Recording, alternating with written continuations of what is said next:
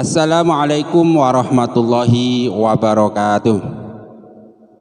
Apa kabarnya kaum muslimin dan muslimat di seluruh Indonesia? Baik-baik saja ya mudah-mudahan.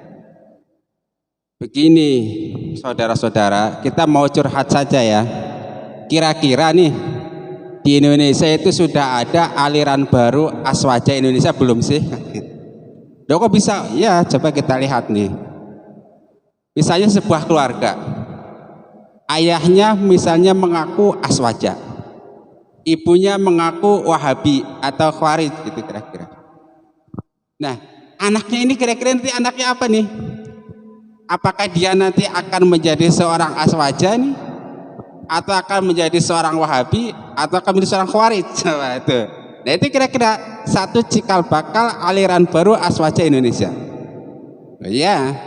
Begitu sang suami mau mengatakan tegas-tegas saya Aswaja bersanad misalnya, sanadnya sanad Asy'ariyah Maturidiyah misalnya, gak berani karena apa? Menjaga perasaan sang istri yang kemungkinan adalah Wahabi atau kemungkinan Khawarij. Sebaliknya sang istri pun begitu, dia tidak akan terang-terangan mengatakan saya Wahabi, saya Khawarij. Kenapa? Karena menjaga perasaan suaminya yang jelas-jelas adalah Aswaja.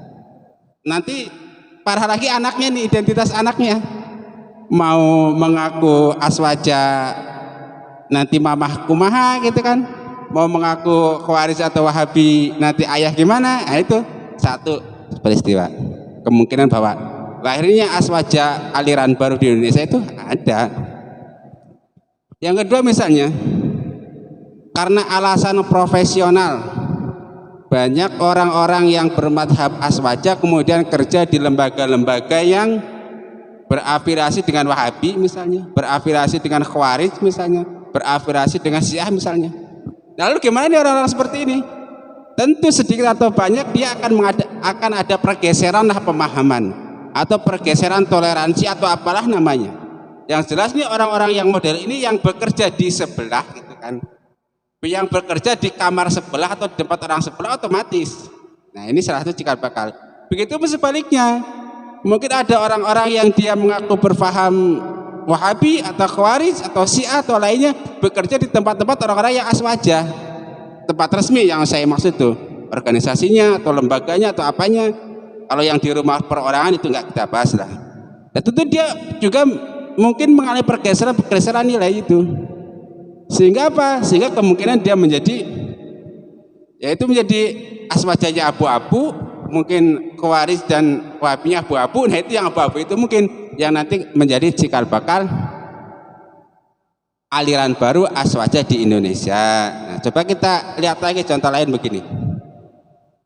Nah sekarang itu sudah lagi ngetren banyak mu'alaf yang dari kecil dia tidak belajar Islam, apalagi mendalam tentang apakah saya Wahabi, apakah saya Salafi, apakah saya Khawarij, apakah saya Aswaja.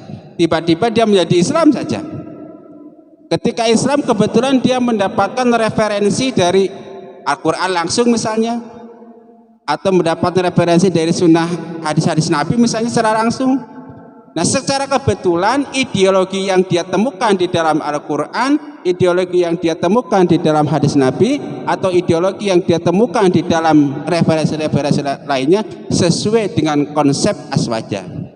Baik itu Aswaja yang bersanad, yang sanadnya nyambung dari Rasulullah sampai sekarang, atau Aswaja versi media internasional asal bukan Syiah, asal tidak mencaci sahabat. Nah itu dia nggak tahu. Nah orang-orang seperti ini kemudian mau disebut apa? Ayo, mau disebut Aswaja, dia nggak mau ngakui Aswaja karena dia nemu referensi dari Al-Quran hadis lah langsung. Mau disebut Wahabi atau Khawarij atau lainnya nggak mau dia, karena apa? Faktanya keyakinan dia itu ideologinya sesuai dengan ideologi Aswaja. Nah inilah kira-kira cikal bakal nanti yang kita sebut sebagai aliran baru Aswaja Indonesia, kira-kira begitu. Seruat pokoknya. Ya itulah jadi salah satu dampak, ya katakan dampak positif atau negatif entahlah, dari pergaulan antara kita umat Islam di Indonesia yang indah banget kan begitu. Dari segi paham ada yang Aswaja, ada yang Wahabi, ada yang Khawarij, ada yang Syiah, ada yang Ahmadiyah ngaku Islam juga, itu kan ada yang lainnya, menjadi satu kesatuannya. Akhirnya itu diakui atau tidak diakui, yaitu paham baru itu adalah bergerak di masyarakat. Cuman masalahnya kan belum punya organisasi nih. Kalau dia kemudian berdiri membentuk suatu organisasi yang kemudian besar, ya udah jadi aliran ketiga.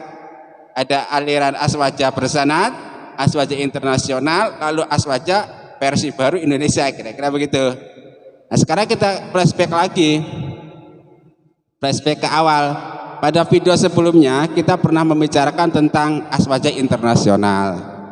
Apa sih Aswaja Internasional itu? Aswaja Internasional kira-kira Aswaja versi media internasional, yaitu asal dia itu tidak mencaci maki sahabat, kemudian dia memuliakan sahabat Nabi, kemudian bukan Syiah, kalau bukan Ahmadiyah, oleh media internasional biasa disebut Aswaja Internasional. Meskipun mungkin dia tidak punya sanad keilmuan tentang Aswaja dari mulai Rasulullah, kemudian turun ke para sahabat, kemudian turun ke para tabi'in sampai ke tempat kita, seperti itu. Lalu ada kedua yang disebut dengan Aswaja Bersanad. Nah, Aswaja Bersanad itu aswaja yang kita kenal, seperti yang kita anut sekarang ini, itu dari mulai Rasulullah ma'ana alaihi wa ashabi, kemudian terjadi perselisihan di zaman Sayyidina Ali, kemudian terjadi firqah-firqah, kemudian lahirlah imam yang 4, kemudian lahir Imam Asy'ari dan Maturidi sampai kepada kita. Itulah sanadnya nyambung, kira-kira begitu.